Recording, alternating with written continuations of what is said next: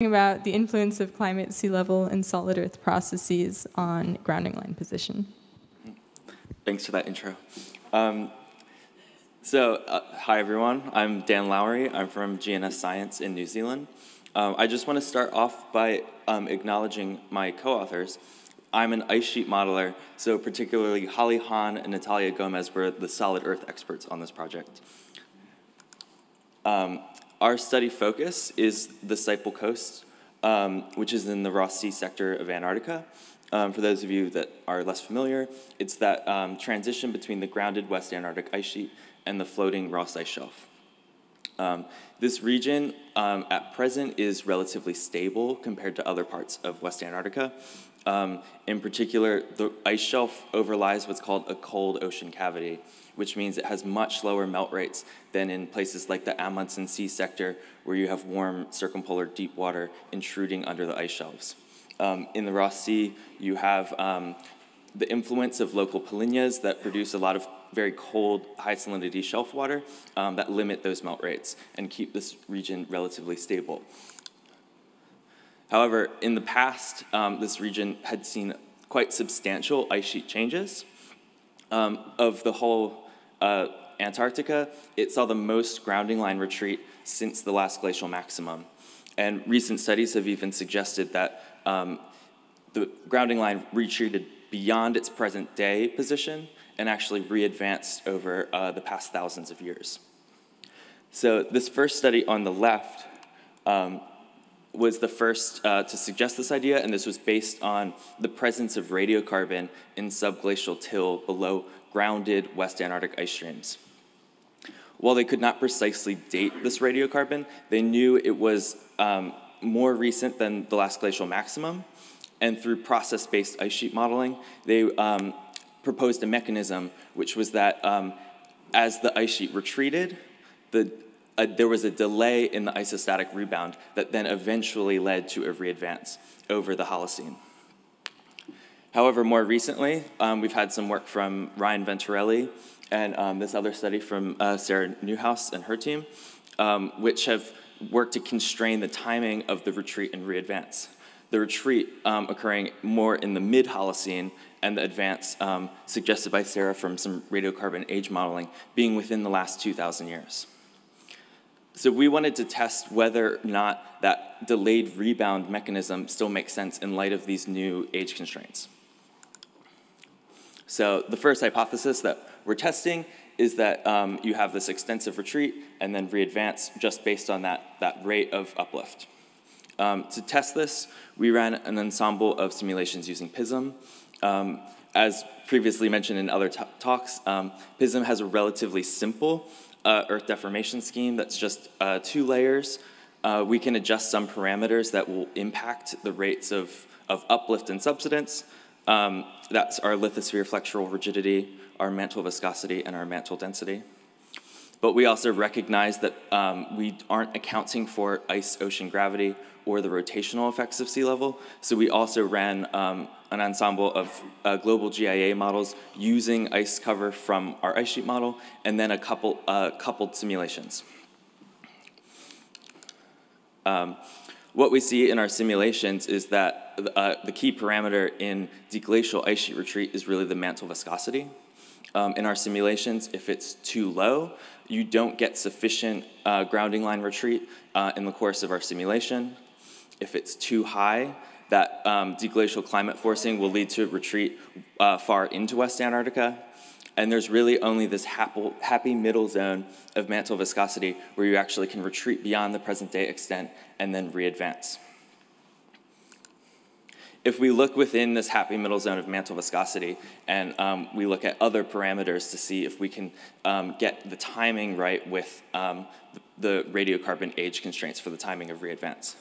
So this shows a transect along the Whillans ice stream where we're retreating our ice sheet to that gray line where is the proxy site location. None of our models quite reach that, and they also show a readvance that's thousands of years earlier than would be suggested, even with over 2 orders of magnitude of lithosphere flexural rigidity. So we wanted to look at an alternative hypothesis for explaining this relatively late retreat and readvance. And to do so, we looked at paleoclimate records around the Ross Sea region and offshore Adelie Land that have indicated some substantial oceanic changes that occurred through the Holocene. In particular, at this site of offshore Adelie Land, they see a meltwater signature that occurs as the cavity is forming in the mid-Holocene. And then you see this transition to kind of more modern cold cavity conditions where you produce lots of sea ice in the late Holocene. So we wanted to see if a transition from a warm cavity, somewhat like what we see from the Amundsen Sea sector, to a cold cavity like what we see today could explain that retreat and readvance. Our standard climate forcing is from a transient climate simulation. It's really the best around, but it does not account for the formation of an ice shelf.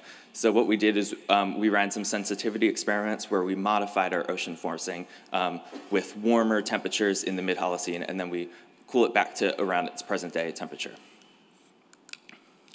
So from these experiments, if we use a weaker Earth structure than before, a lower mantle viscosity, we can get the timing right for that retreat phase through the modern grounding line position indicated by Ryan Venturelli and Sarah Newhouse.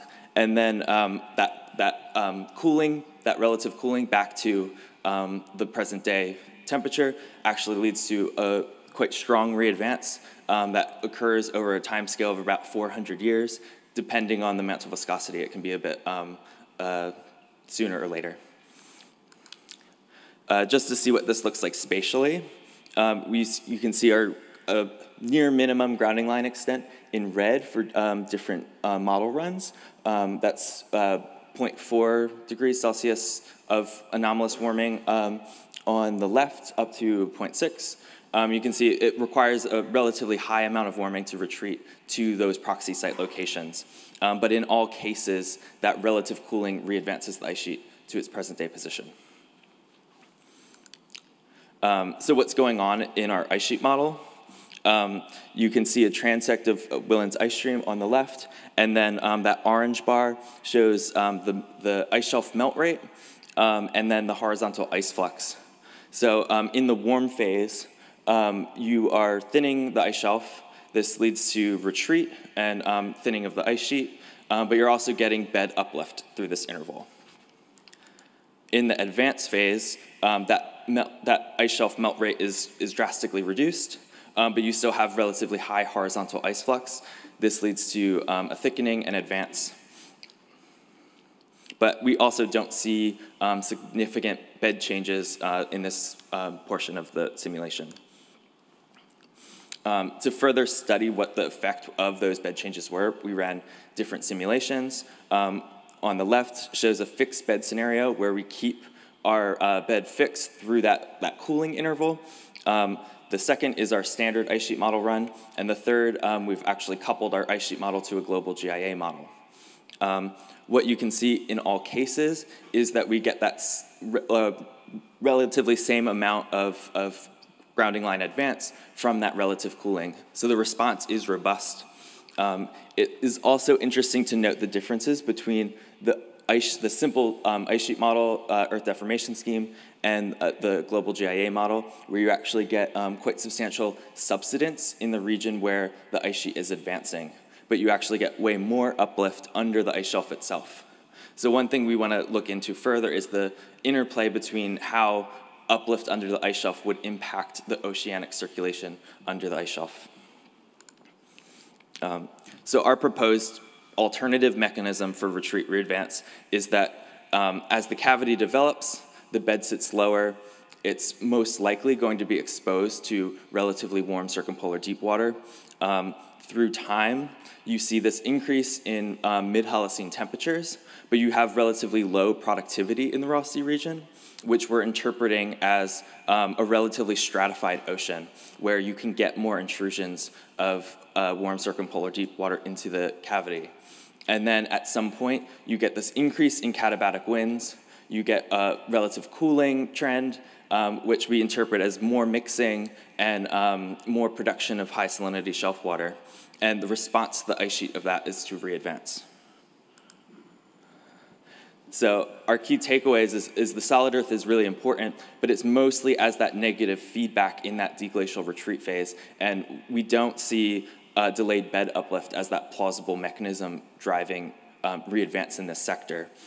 We do see proxy records that indicate substantial oceanographic changes during this time, and our ice sheet model simulation suggests a relative cooling is sufficient for causing that hundreds of kilometers of grounding line advance. I just also want to end with a quick shout out to the SWACE-2C program. This is a modeling study that's affiliated with that program. There's going to be the first season of drilling kicking off this summer, so hopefully we'll get more data to test this hypothesis further. So, thanks.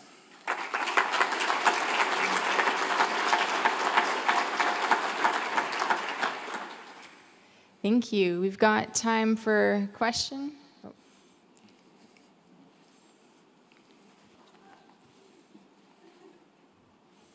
All the way back here.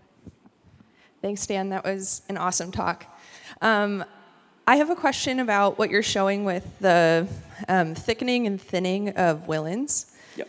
Have you thought about how much thickening and how much thinning? I ask because we have quite a lot of Cosmo data from Reedy Glacier, which feeds Whillans, and that area seems to be decoupled from the grounding line retreat and readvance that we see kind of on the low-lying Siple Coast. So we get a range of amounts of thickening just based on what model parameters we use. We've run hundreds of simulations, so yeah, some would have more thickening than others, but the response to the ocean forcing is robust. There is some thickening in every case, assuming you are doing that transition from warm to cold. Thank you. We're going to move on. Catch him at the break. Okay.